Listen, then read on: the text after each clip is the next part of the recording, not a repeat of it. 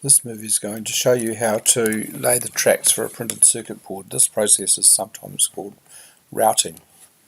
First of all, I'll just show you a couple of things about moving the picture around. If you take your mouse wheel and just roll it backwards and forwards, you can zoom in and out on your picture. If your picture gets lost off the screen somehow like that and you need to get it back, if that happens, by the way, just press escape. And now if you want to get the picture back into the middle of the screen, hold down the control key, press your mouse wheel, and just drag the picture back into the middle of the screen. Okay, now before you can start routing, you need to check a couple of things. First one is over here. We just need to check that we are on the bottom side of the board, because with a printed circuit board the tracks get put on the bottom. And over here we're just going to check that our grid size is about 0.05 of an inch. You may find that your dip trace is in millimeters. For this work it's better to put it in inches, because all electronic components have a spacing of 1/10 of an inch between their pads, so they're naturally in inches anyway.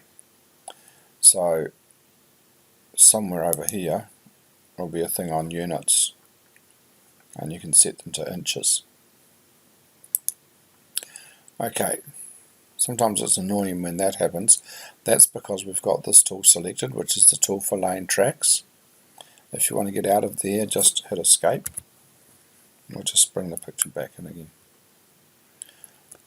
Actually, this tool is the one we want to select, because we're going to use it right now. So select it, and then if you click on these blue lines are the connections that have to be made. So all you have to do is follow the blue lines and you will be fine. So here I'm going to start by clicking on this pad, and you can see straight away that a couple of other pads light up red as well. So they are the ones that are connected together on this with this line.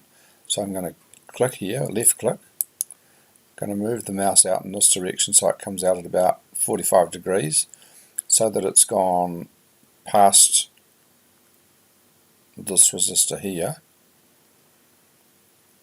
Left click again, come down to about here, so I've still got an angle which I can come in onto this red pad at.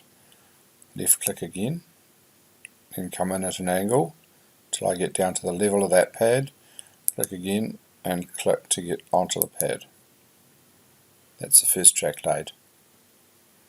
Now you'll see there's a blue line connecting there to there, so we just click on one pad and then click on the other pad. Then you'll see there's one connecting here to here, left click, and there's one connecting here to here, and then there's a sort of there's one blue one which looks like it goes through this one, but it doesn't. So if I just click here and go out to the side, you can see it's dragging that blue line out, so it's really connected to that pad up there. Okay, so we're just going to come out at 45 degrees like that, go down there, back in at 45 degrees, and that one's connected. Now all we have to do is connect these little bits here. So first I'm going to go across from there to there, and then I'm just going to go from there straight up to there, and that joins all those. Last thing to do is, by the way, if your pads are not coming up blue, your lines are not coming up blue, click on layers, and for the bottom layer choose blue. Another thing that's quite important to do is for your top layer choose red. The reason we're choosing red for the top layer is so that it will show up if you accidentally put something on the top layer. It'll come up in red and you'll know that you need to move it back down to the bottom. Okay, now these tracks need to be a little bit thicker than this, so right click on it and find track width. We'll use it for the net the whole net width.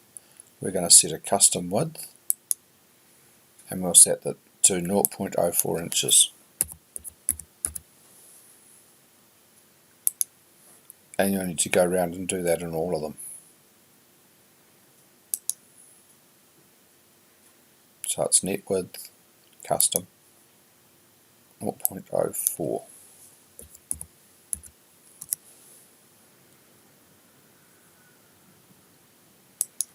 And once you've finished doing that, your board's pretty much routed.